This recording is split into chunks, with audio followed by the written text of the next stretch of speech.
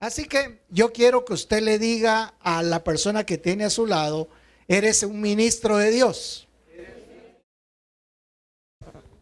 Muy bien, y allá también en las redes sociales, dígase usted mismo, soy un ministro de Dios. Muy bien, lo vamos a hacer con más convicción. Abrácese, dése un abrazo usted y dígase, soy un ministro de Dios. Primero hijo y después ministro. Amén. Bueno.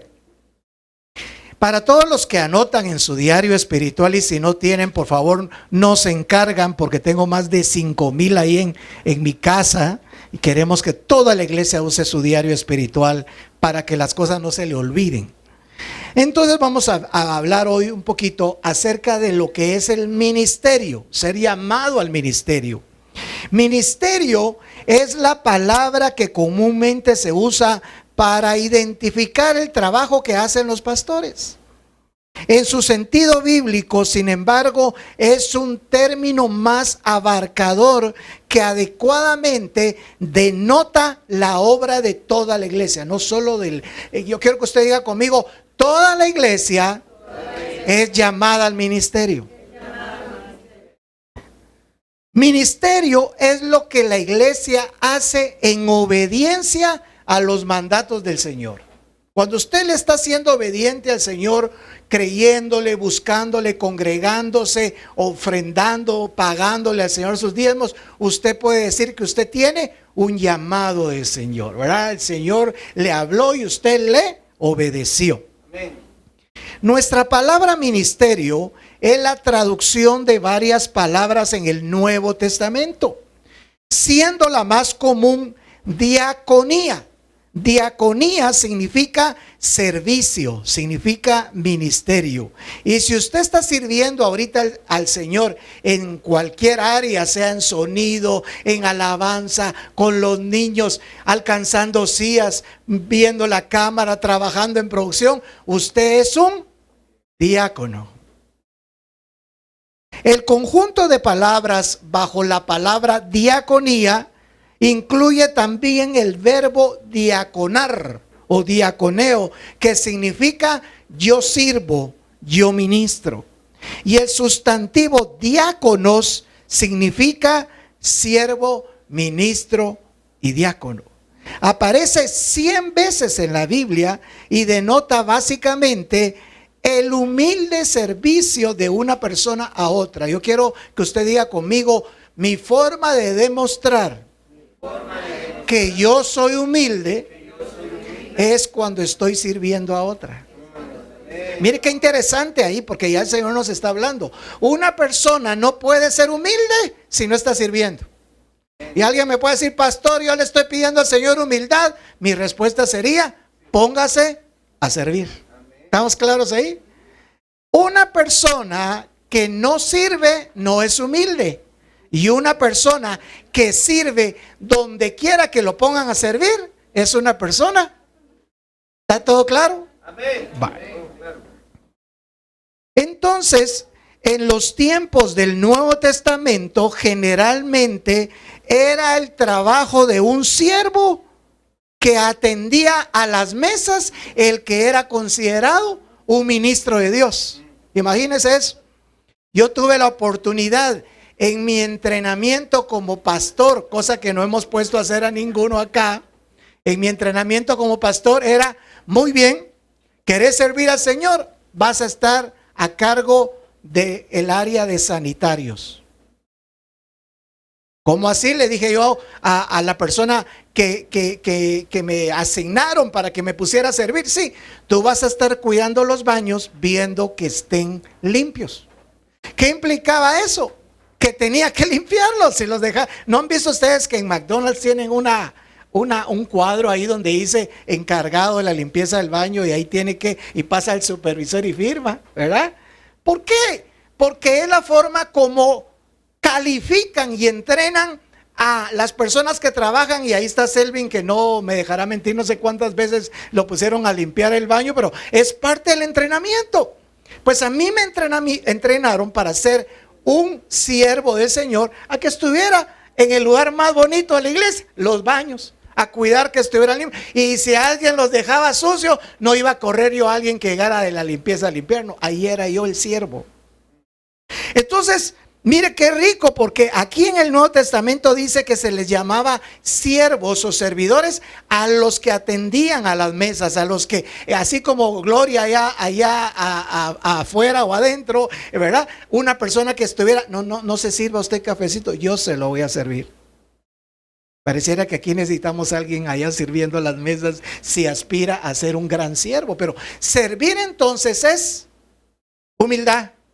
Y ser una persona humilde es servir. ¿Saben qué estaba haciendo Dios en mi vida? Dios me estaba diciendo, yo quiero transformar tu vida conforme mis planes para ti.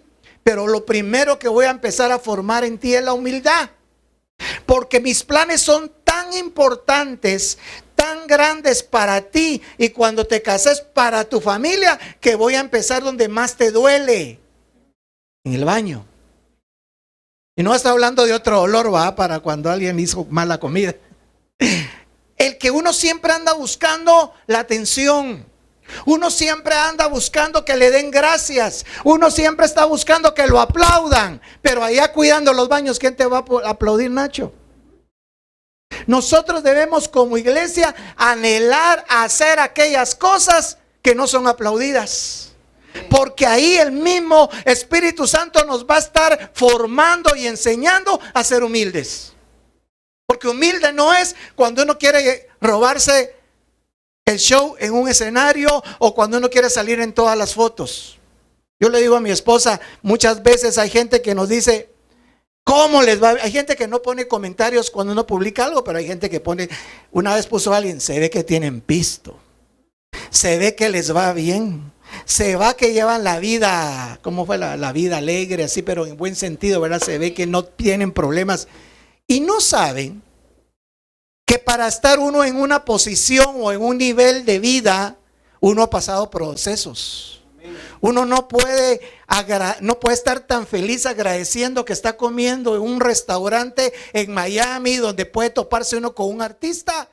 Cuando no saben que uno ha estado un momento deseando partir una hamburguesa en 4 porque no tenemos para comprar 4.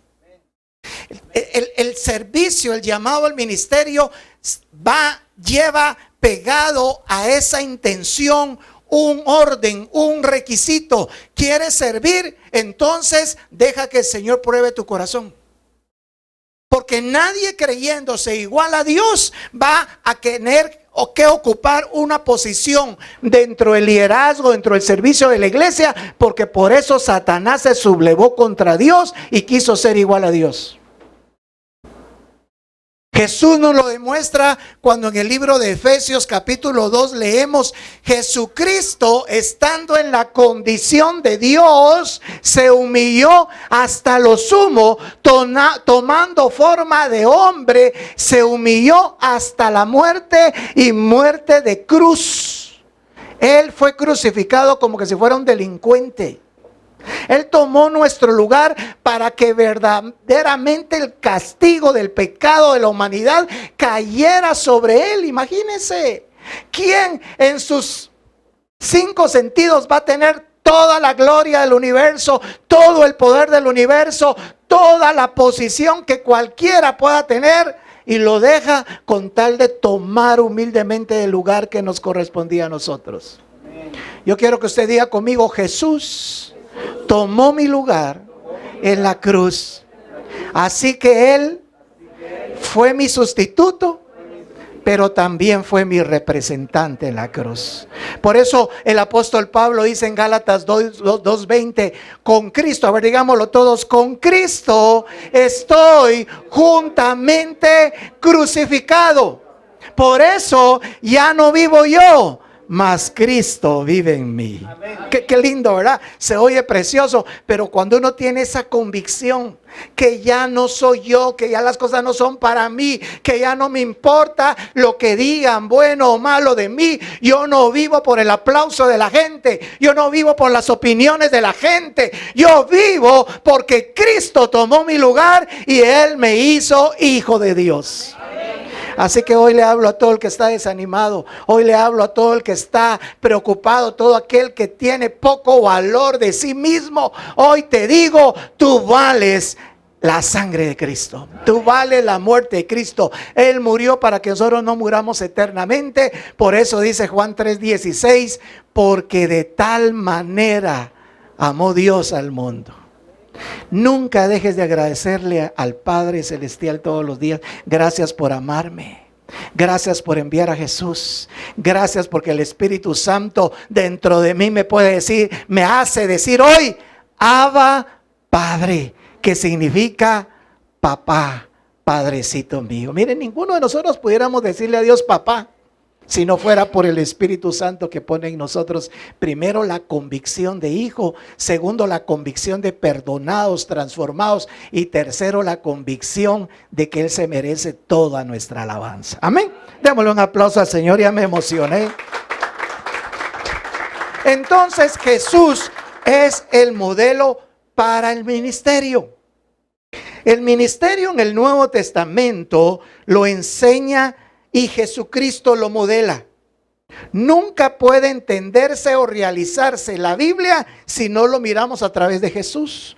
Por lo tanto, cuando predicamos acerca de qué es el ministerio, debe comenzar con la vida y las enseñanzas de Jesús. Yo tengo que poner a Jesús como el modelo de vida. Por eso Pablo predicaba y decía, imiten a Jesús como yo lo imito a Él. Y a Tito y a Timoteo le decía, imítenme a mí como yo imito a Cristo. Un verdadero ministro del Señor no va a tener pena decirle a la gente, imítame a mí. Porque siempre va a ser su medida de comparación de cómo anda con Dios. Porque nunca yo le puedo pedir a alguien que haga algo si yo no lo hago. Yo no le puedo decir a la gente que ore si yo no oro. Yo no debo de decirle a la gente, vamos a estar orando por usted. Un ministro siempre dice, oremos ahorita. ¿Me va a entender? Porque sabe que no es él, es el Espíritu Santo dentro de él quien lo mandó a servir a tiempo y afuera de tiempo, ¿verdad, Yanis? Entonces dice la palabra del Señor que él, Jesús, nos enseña en el Nuevo Testamento a través de su propia vida y a través de sus enseñanzas lo que es servir al Señor, lo que es el ministerio. Ahora, déjenme desarrollar más el tema que es el ministerio. El ministerio deriva de la palabra encarnación. En Jesús de Nazaret, Dios vino a vivir entre los seres humanos. El Evangelio de Juan afirma, y aquel verbo fue hecho carne y habitó entre nosotros. Juan 1:14. La designación que hace Mateo de Judas, nacido de una virgen, como Emmanuel, Dios con nosotros, en Mateo 1:23, enseña lo mismo. El Hijo de Dios asumió completa humanidad para acercarse a la humanidad y asegurarle su redención mediante el sacrificio de Cristo.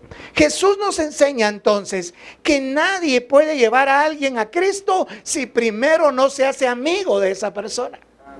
Porque yo no puedo venir a querer llevar a alguien a Cristo si primero le digo todos los pecados que comete. Eso ya lo sabe. Yo no puedo llevar a alguien a Cristo si primero le digo que es un hijo del diablo. Eso ya lo sabe. Yo tengo que presentarme como una persona dispuesta a servir primero, y luego que ya le estoy sirviendo, entonces yo le puedo decir, lo que tú miras en mí, todo se lo debo a Cristo. Porque Él es el que ha dejado por un lado que yo pueda dejar el orgullo, la vanidad, para que yo te pueda servir. Porque nadie puede servir a otro si primero no le ha pedido al Señor que lo haga humilde. Amén. Amén. Bueno, dice que en 2 Corintios 5:19, Dios estaba en Cristo reconciliando consigo al mundo. El Hijo de Dios, Jesucristo, primero entendió que Él, mostrándose al mundo, iban a conocer al Padre. Nosotros nos tenemos que dar a conocer a las personas como personas de fe, como personas convencidas que Cristo ya lo cambió para poder decirle a otros, Cristo también te puede cambiar y yo te quiero ayudar.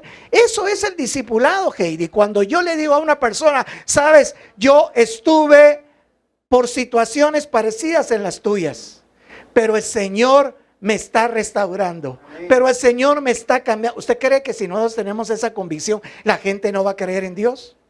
Porque al final no estoy diciendo, yo me estoy cambiando, yo me estoy transformando, yo, y nos ponemos a jugar yo.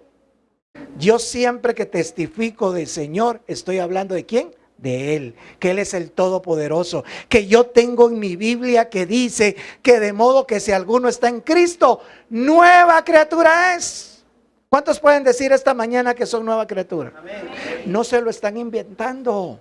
No es casaca, no es cuento, la Biblia lo dice. Y aunque yo no soy imperfecto y aunque tengo un montón de errores, yo puedo decir que Cristo no es mentiroso. Que si estoy en Cristo soy nueva criatura, que soy una persona como ponen ahí, en país, en McDonald's, ¿verdad? Estoy en entrenamiento. Alguien puede decir, yo estoy en entrenamiento, pero soy hijo de Dios. Me estoy capacitando, me estoy metiendo en la iglesia a formarme porque quiero pasar de una criatura a un discípulo, de un discípulo a un servidor, de un servidor al que más sirve y del que más sirve a alguien que reconoce que Dios lo está usando para un ministerio mayor. Amén. Entonces, ministerio también significa querigmático. Diga conmigo querigmático. Quiero ver a quién se le traba la lengua. Querigmático. Querigmático viene del sustantivo querigma, que significa proclamación. Este término destaca el lugar central de la predicación del evangelio. En ninguna parte es más evidente que cuando Jesús predicó en el Sermón del Monte. Él dice ahí en Lucas 4, 18, 19, porque el Espíritu del Señor está sobre mí, por cuanto me ha ungido para dar buenas nuevas a los pobres. Me ha enviado a sanar a los quebrantados de corazón, a pregonar la libertad a los cautivos, a darle vista a los ciegos, a poner en libertad a los oprimidos y a predicar el año agradable del Señor. Yo quisiera animarlos hoy a que si usted escribe visión y misión, que usted escriba que esta es la visión de toda persona cristiana. Toda persona cristiana tiene que ponerse como visión de vida en este 2025, aprenderse este texto bíblico y declararlo todos los días. Porque ¿sabe qué enseñé yo como empresario, como director ejecutivo en las empresas donde trabajé? Que todos los colaboradores en la empresa tenían que saber cuál era la visión de la empresa. Y la visión de un servidor del Señor, de una persona que le sirve dentro de la iglesia, está aquí. El Espíritu del Señor. ¿Quién es el Espíritu del Señor? El Espíritu Santo. Está sobre mí, por cuanto el Espíritu Santo me ha enviado a dar las buenas nuevas a los pobres. ¿Quiénes son los pobres? No los pobres de plata, a los pobres en el espíritu, a los que están estresados, llenos de ansiedad, los que están deprimidos, los que están desanimados, los que están endeudados, los que están afligidos de espíritu. Esos son los pobres que dice acá. Dice, el Espíritu del Señor me ha enviado a sanar a los quebrantados de corazón. Usted tiene que saber que Dios lo quiere usar para que usted salga y vaya con otros y les diga, el Espíritu del Señor quiere que yo ore por ti. Quiere que yo te dé buenas palabras de ánimo, no palabras de calamidad, sino de prosperidad, porque eso es lo que Dios está haciendo en mi vida. Amén. Puedo pasar, como decía el apóstol Pablo, estoy herido pero no derrotado, he quebrantado pero me levanto, porque yo sé que el que pelea por mí, Él me ha asegurado un lugar en su gloria. No tenemos que vivir con una actitud de pérdida, tenemos que vivir con una actitud de victoria, porque dice en Filipenses 4:13, porque la declaración de un hijo de Dios es: todo lo puedo en Cristo que me fortalece. El ministerio se realiza en el poder del Espíritu Santo. No podemos ponernos a servir o a hacer estas cosas si no es porque el Espíritu Santo lo haga entre nosotros.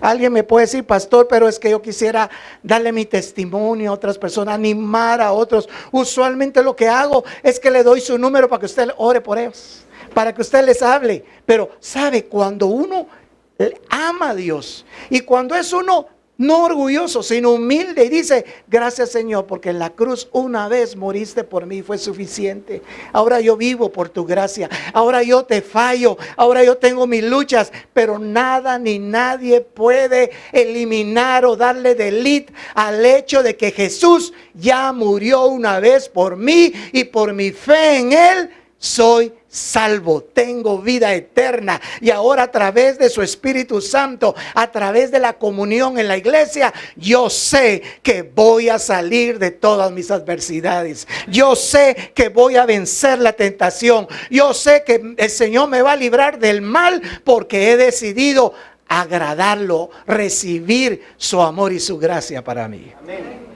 Por eso se trata de humildes, de dejar por un lado el orgullo y con humildad decirle, Señor, yo no puedo solo. Muchas veces he tropezado y con la misma piedra, pero yo sé, Señor, que de esta tú me sacarás una y otra vez.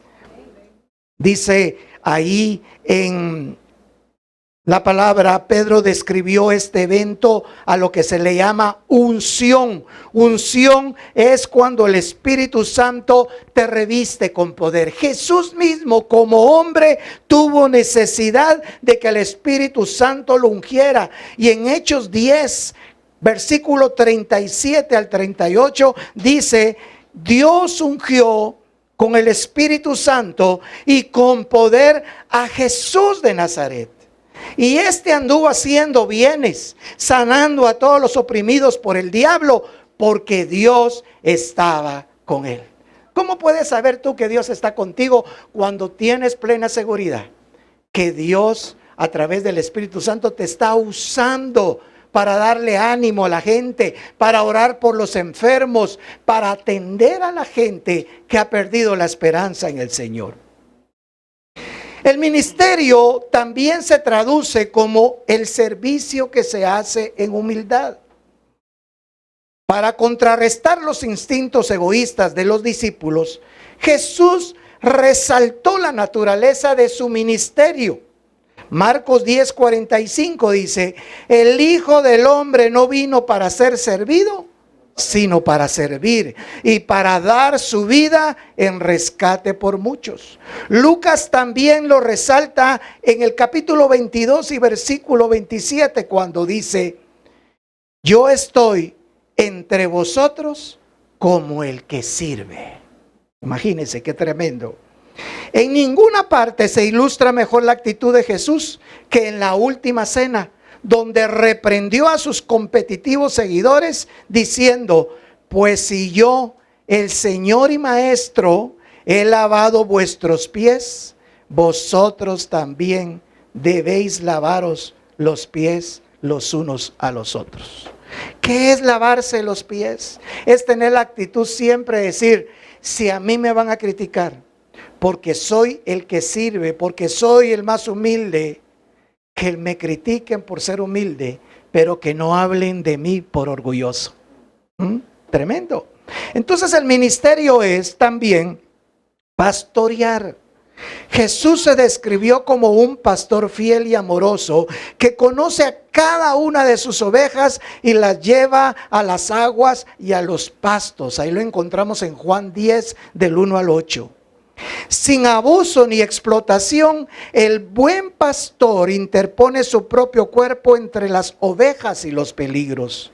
En repetidas ocasiones Jesús señaló que el buen pastor da la vida por las ovejas. El buen pastor no anda viendo el reloj, no anda viendo horarios, no anda viendo que tengo un compromiso, no anda viendo que es más importante su vida que sus ovejas. Siempre está dispuesto a dar la vida por los demás. Amén. El ministerio es relación con los demás. Al principio de su ministerio, Jesús llamó a los 12 para que estuvieran con él. Mateo 10:1-4, Marcos 3:13 al 19, Lucas 6:12 al 16, dice que él se relacionaba directamente con sus discípulos durante todo su ministerio terrenal. En la iglesia estamos enseñando que el Señor dijo en Mateo 28, vayan por todo el mundo y conviértanse ¿en qué? En hacedores de discípulos. ¿Y cómo uno puede ser un excelente hacedor de discípulos? Cuando uno tiene una amistad con alguien. Cuando uno puede decir, yo llego a tu casa y ahí podemos orar juntos, ahí podemos leer la Biblia, ahí podemos orar por tus necesidades. Cuando uno dice, mire, no me importa la hora que podás, pero si querés, a las 12 de la noche tengo tiempo. A las 3 de la mañana tengo tiempo. Pero si yo quiero que tú puedas superar tu vida, dejar por un lado tus problemas y saber que Dios te ama y que Dios te restaura y te da una vida nueva, yo estoy dispuesto a invertir mi vida por ti. Ese es el corazón de Jesús, ese es el corazón de un pastor. Quiero compartirles a continuación la iglesia, nosotros como extensión del ministerio de Jesucristo. Mateo 16-18 muestran los evangelios que la intención de Jesús era extender su ministerio a través de la iglesia que él fundó y edificó. Una de sus primeras acciones fue llamar a los apóstoles, designados 12 para que estuvieran con él y luego él poderlos enviar a predicar. Él no los llamó por casualidad, él no los llamó porque dijo, necesito un equipo para jugar básquet. Él era muy intencional. Él dijo, un día yo me voy a ir, pero quiero dejar a un equipo de gente preparada para que siga siendo mi propósito. Y lo que voy a hacer es que yo les voy a modelar mi forma de vivir. La gente va a empezar a notar que yo vivo diferente, que yo hablo diferente, que yo creo diferente. Y yo quiero que ellos sean formados así. Y lo logró. Así que él formó la iglesia con 12 discípulos. Después de su muerte y resurrección, Cristo explícitamente comisionó a los apóstoles para que continuaran su ministerio, declarando estas palabras de Mateo 28:19-20. Toda autoridad en el cielo y en la tierra me es dada para que yo ahora les dé este mandamiento. Id y haced discípulos a todas las naciones, bautizándolos en el nombre del Padre, del Hijo y del Espíritu Santo, enseñándoles que guarden todas las cosas que les he mandado. ¿Qué es lo que en el ministerio le enseñamos a la gente? Les enseñamos la palabra de Jesús y que guarden sus palabras. Cuando la iglesia le pone atención a los evangelios de Jesús, mira cómo vivió Jesús, le creen a las palabras de Jesús, la iglesia es transformada, la iglesia es cambiada, las familias se convierten al Señor, los hijos, los tíos, los primos, los nietos, los bisnietos, porque todos empiezan a creer en estas palabras de Jesús, que Él nos dejó comisionados para que nosotros podamos vivir la vida cristiana en plenitud. Amén. Bueno, Lucas registra la profecía de Jesús de que el arrepentimiento y el perdón de pecados se predicaría en todas las naciones. Los discípulos serían sus testigos y con ese propósito recibirían el Espíritu Santo. Dice ahí en Lucas capítulo 20, Juan 20, 21, 22, el Evangelio de Juan describe: como me envió el Padre, así también yo los envío. Fue entonces que Jesús sopló sobre ellos y les dijo: reciban el Espíritu Santo. La participación en el ministerio de los 12 discípulos, ni siquiera al grupo mayor de apóstoles que incluía a Pablo, Jacobo y también a otros, ninguno fue reconocido así por así. Todos fueron reconocidos porque servían, porque proclamaban a Jesús como su Salvador y porque estaban llenos del Espíritu Santo. A ver, después de los 12 discípulos, dice que 500 personas seguían a Jesús. Ellos vieron cuando Jesús fue ascendido en las nubes y Jesús prometió, volveré otra vez. Pero mientras tanto les dijo, yo quiero que ustedes se vayan allá, al segundo nivel de aquel apartamento, y ahí van a esperar, porque mi Espíritu Santo los va a visitar. Dice que esas 500 personas, incluyendo a los 12 discípulos, se fueron a meter a esa habitación confiando en una promesa que Jesús les había dado. Y cuando estaban ahí en la fiesta del Pentecostés, el Espíritu Santo llegó y los llenó a todos. A partir de ahí se desprenden muchos que fueron apareciendo como ministros dentro de la iglesia. Esa iglesia que empezó con 500, luego Pedro, lleno del Espíritu Santo, se puso a predicar en un lugar y se convirtieron 3,000 personas. ¿Cuántos son ahora? 3,500. Y después tiene otra oportunidad de hablar de Jesús a gente que no era judía y se convirtieron 5,000. En cuestión de 2 semanas se convirtieron a Jesús 8,000 personas. ¿Qué es convertirse? Es aceptar que Jesús es nuestro Salvador. Es creer que Jesús puede perdonar mis pecados. Es creer que Jesús me puede transformar la vida. Y eso sucedió con ellos. Luego vamos a ver a colaboradores en la Biblia como Epafras, Timoteo, Tíquico y muchas personas que aparecen que después son pastores y ministros del Señor sirviendo en las iglesias que se fueron formando. Ya no alcanzó una iglesia, porque cada discípulo, cada apóstol, donde quiera que iba, habría una iglesia. Y entonces todos empezaban a proclamar esa fe en Jesucristo. Bueno, ¿cuál es la función de la iglesia? Que todos anhelen al Espíritu Santo. Número 1, que crean en Jesús. Y número 2, que todos sean llenos del Espíritu Santo. La palabra neumaticón significa don espiritual y está en 1 Corintios 12:1. Significa que a cada uno de nosotros nos ha dado la gracia conforme el Espíritu Santo para recibir diferentes dones. Romanos 12:6 dice que tenemos dones diferentes para servir. A cada uno se nos ha dado una gracia de Dios para que sirvamos de diferente manera. Por eso es que no todos en la iglesia son pastores. No todos en la iglesia son evangelistas o maestros. No todos en la iglesia van a estar en la plataforma dirigiendo la alabanza. Porque Dios necesita que nosotros sirvamos de muchas maneras. En el Nuevo Testamento vamos a encontrar en 1 Corintios 12 que hay dones que el Espíritu Santo le da a la iglesia para que puedan servir a los demás.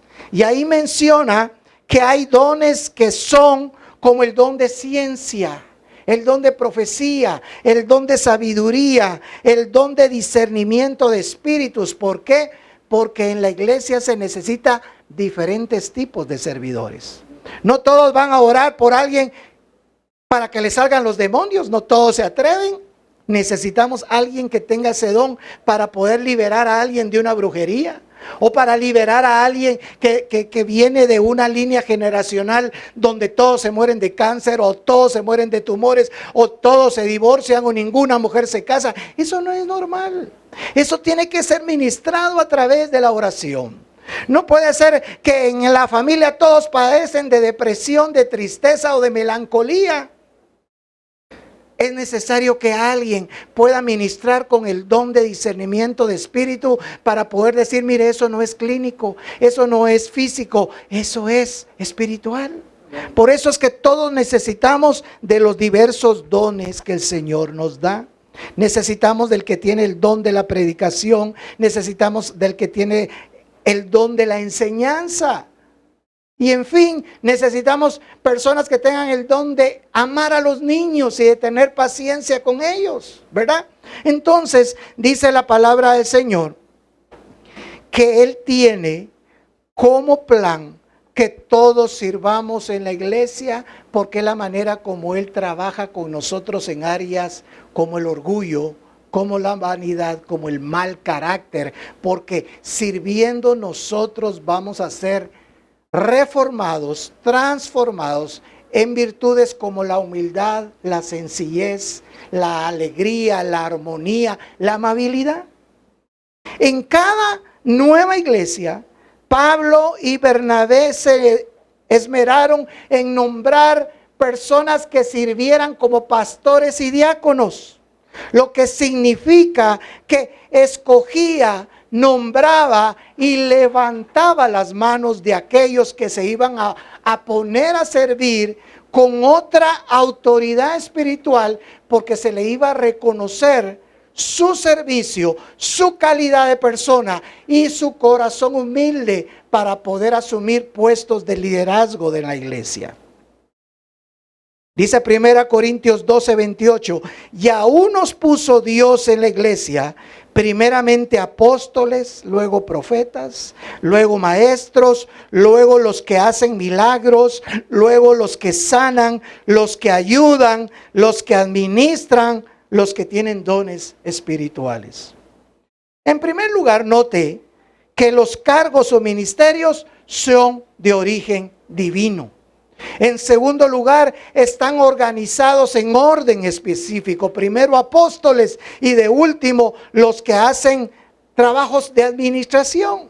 Y en tercer lugar, todos estos ministerios son carismáticos en el sentido que son otorgados por el Espíritu Santo.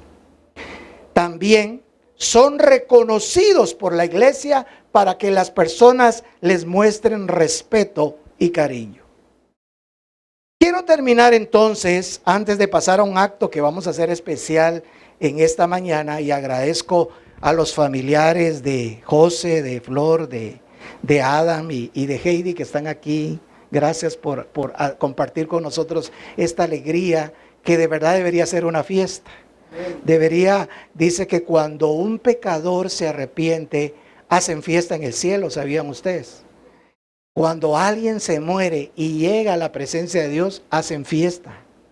Y cuando Dios levanta una iglesia, cuando Dios abre una iglesia, yo siempre digo, hagan fiesta. Porque no hay mayor duelo y mayor tristeza cuando un pastor me dice a mí, Giovanni, tengo que cerrar porque ya no tengo gente en la iglesia. O porque tengo tantos problemas financieros o tengo tantos problemas ya en mi casa por estar atendiendo a otros que tengo que cerrar. Eso duele, porque no solo es una persona la que se está apartando, sino con ella se están apartando muchas personas. Pero cuando a alguien se le da un reconocimiento de ministro, de Dios ordenado, hay que hacer fiesta. Porque significa que van a haber más oportunidades, que la iglesia sea cuidada, que la iglesia sea enseñada, que la iglesia sea empoderada. Van a haber más oportunidades de que se pueda extender a muchos lugares esa oportunidad de servir al Señor. Cuando hay mucha gente que está dispuesta a servir al Señor en el ministerio, no hay excusa para que alguien esté sin oración. No hay excusa para que alguien pueda decir, voy a celebrar mi cumpleaños y quiero que haya un hombre de Dios, una mujer de Dios aquí para que me bendigan. No hay excusa, porque cuando somos muchos los que servimos, hay más oportunidad de poder estar en todos lados, como fue el deseo de Jesucristo. Necesito una iglesia que esté dispuesta, porque yo me voy a encargar de multiplicarla, añadiendo cada día aquellos que van a ser salvos, que van a ser perdonados, que van a ser sanados y transformados. Amén. Bueno, ¿qué tal si le damos un aplauso a Dios por esta oportunidad?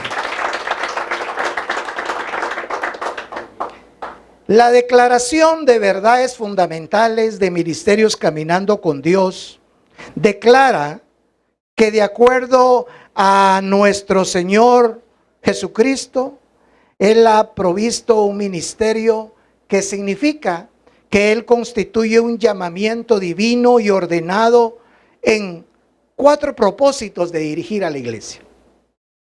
Número 1, la evangelización del mundo. Número 2, la adoración a Dios. Número 3, la edificación de un cuerpo de personas dedicadas en santidad al Señor para que ellos se encarguen de perfeccionar a otros. Y número 4, satisfacer las necesidades humanas a través de un ministerio de amor y de compasión. Ministerios Caminando con Dios ha optado por definir 3 clasificaciones de ministerios: ministro certificado, ministro licenciado y ministro ordenado, de los cuales el ministerio de ordenación para nosotros es el más importante. Cuando yo tuve la oportunidad de ser presidente de la Asociación de Ministros Cristianos de Guatemala, Evangélicos de Guatemala, tuve la oportunidad de apoyar a muchas iglesias que tenían pastor, pero no tenían algo que lo respaldara legalmente y espiritualmente para que ellos pudieran ejercer su ministerio. Algunos de ellos, Dios les había hablado audiblemente que Él los estaba llamando para que sirvieran en el ministerio pastoral. Otros se habían metido a estudiar 6, 8, 10 años, como fue mi caso, como el caso de mi esposa, que también tuvo que estudiar muchos años, para que tuviera un documento que evidenciara que tenía estudios bíblicos. En el caso de otros, tienen la teoría, pero no tienen la experiencia. En el caso de otros tienen el nombre, pero no tienen la iglesia. Cuando alguien me dice, mire, Giovanni, le quiero presentar al pastor tal y tal, lo saludo, pero luego le pregunto, ¿cómo está? ¿Cómo se llama su iglesia? ¿Dónde está su iglesia? Porque no se trata del que se dice ser algo, sino del que hace lo que dice ser. ¿Lo voy a entender? Del que tiene a alguien que puede dar fe y legalidad, que lo conoce. En este caso, nosotros con mi esposa hemos tenido la bendición de conocer a cientos de pastores a quienes les hemos reconocido públicamente y legalmente su ministerio, y hoy por hoy están ejerciendo en Guatemala y en otras naciones, porque son personas de otras nacionalidades que tienen esa función y ese ministerio. Y seguimos creciendo a través de Hacedores de Discípulos, donde más pastores y pastoras están tomando la visión de que tienen que formar a sus miembros como hacedores de discípulos. Hemos optado entonces a calificar el nombre de ministro ordenado, que significa que es una persona con el más alto reconocimiento que le podemos dar dentro del ministerio Caminando con Dios, que está capacitado para poder predicar, para poder enseñar, para poder aconsejar, para poder orar y para poder dirigir un servicio para el Señor. Porque estar aquí al frente no es casualidad. No es un lugar de emergencia, no están los pastores, pongamos a alguien. Tener este cargo es reconocer las virtudes personales de alguien a través de su testimonio, pero primero escuchar al Señor, que confirma y valida que esa persona le ha sido fiel y le ha sido leal a Él sin tener algún nombramiento que lo cualifique para tal. La selección de líderes espirituales a lo largo de las Escrituras generalmente se reconoce de manera pública. Esto significa que los orígenes espirituales de esa función primero vinieron del lado de Dios, y segundo, un ministro con un alto cargo mayor en el ministerio hace fe y legalidad de que esto es así.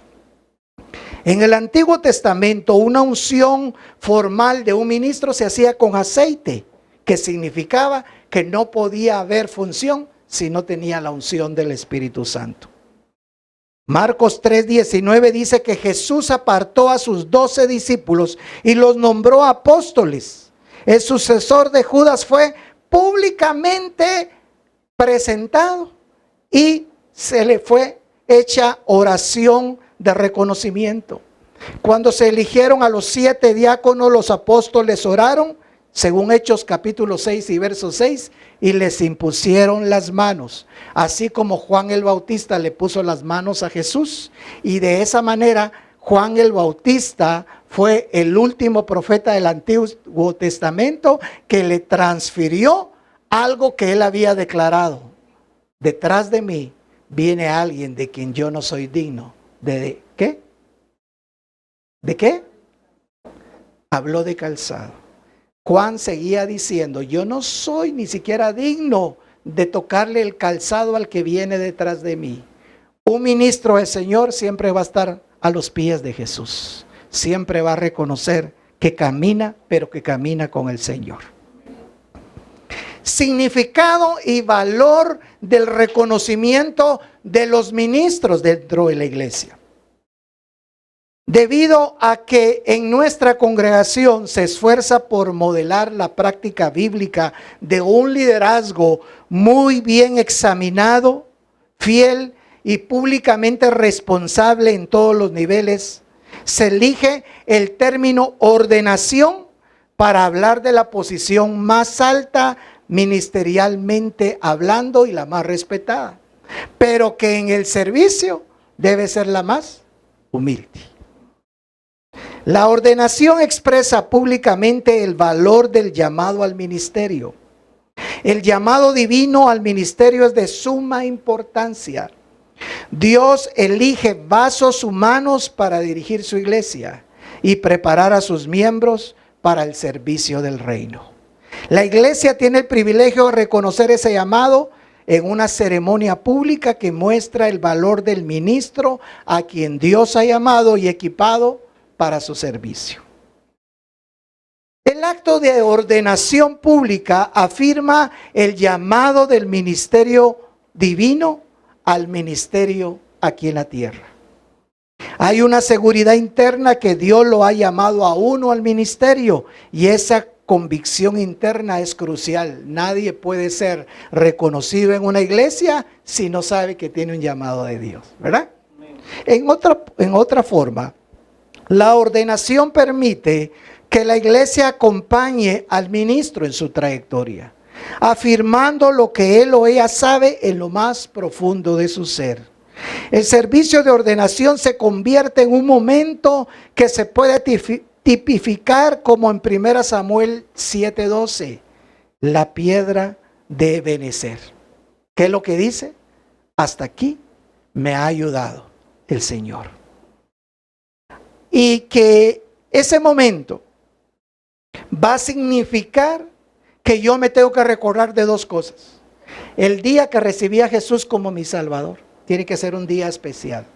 O el día que yo me comprometí de verdad, yo sentí que el Espíritu Santo me estaba diciendo, yo ya lo escuché. He escuchado su voz que me llama con cuerdas de amor y misericordia, decía David. Me he endurecido, pero ahora hay algo dentro de mí que me hace que yo diga, Señor. Como dijo el apóstol Pablo cuando cayó ahí en Hechos capítulo 9, después de que él andaba persiguiendo a los cristianos porque estaba cansado de oír de Jesús. Cuando él iba dispuesto a matarlos, se le aparece Jesús y las primeras palabras de Pablo, o las únicas dos palabras que él pudo decir fueron, ¿quién eres, Señor? Cuando él le dice, ¿quién eres, Señor? Jesús contestó, yo soy Jesús, el que tú persigues. Quizá el Señor hoy te está diciendo a ti, o tú estás diciendo, Señor, pero ¿cómo hago para volver a ti? ¿Cómo hago para reconocer que tú no me has dejado? Y el Señor te contesta de esa manera, yo soy Jesús, que nunca te ha dejado. Yo soy Jesús, el que tú persigues. O yo soy Jesús, del que tú te has alejado. La segunda pregunta que Pablo dice que ha tirado en el suelo porque está impresionado la presencia de Dios es, Señor, ¿qué quieres que yo haga? Porque no puedo salirme de tu presencia siendo el mismo. No puedo seguir caminando con el conocimiento de tu palabra y cerrando mi corazón a vivir una vida alejada de ti. Y dice que en ese momento el apóstol Pablo solamente oyó la voz del Señor, se rindió a sus pies y el Señor hasta le quitó la vista, para que a partir de ahí Pablo ya no mirara como mirara, sino que empezara a mirar como Dios mira. Y Dios prepara a un Ananías por allá y le dice: Ananías, yo te he tenido ahí. Ciertamente estás solo y has envejecido, pero no te has muerto, porque había un día, una hora que yo tenía preparada para ti. Tú eres el hombre que yo quiero que vayas a una casa, le da la dirección de la casa y le dice: vas a orar por él, vas a poner las manos sobre él y él va a recuperar la vista. Hay personas que Dios tiene con vida y no se han muerto, porque Dios las tiene con la asignación que van a ser las personas que van a orar por un milagro de sanidad, van a orar para que alguien venga a Cristo, o van a orar para que alguien se levante y él y toda su familia sean salvos y perdonados. Yo no sé con quién te identificas tú, tal vez te identificas con Pablo, y en esta mañana tú le vas a decir: Señor, yo sé quién eres, pero ahora yo quiero que sé que tú sabes qué es lo que tengo que hacer. Yo quiero ser un ministro en la iglesia. Yo quiero ser de los que sirven. O quizá tú eres un Ananías, de los que están ahí y dicen: pero yo no sirvo para nada. Se paran allá en la pared de brazos cruzados, se rascan la cabeza, se ponen el brazo así y dicen: ¿a qué vengo a la iglesia? Pero el Señor te dice hoy: te estoy preparando para una persona que voy a poner en tu camino. Te estoy preparando para una familia que te vas a conocer, porque tú eres el instrumento que yo voy a usar para que todos ellos, su vida sea transformada. Qué lindo es el Señor, ¿verdad? Póngase de pie, vamos a dejar que el Espíritu Santo nos ministre.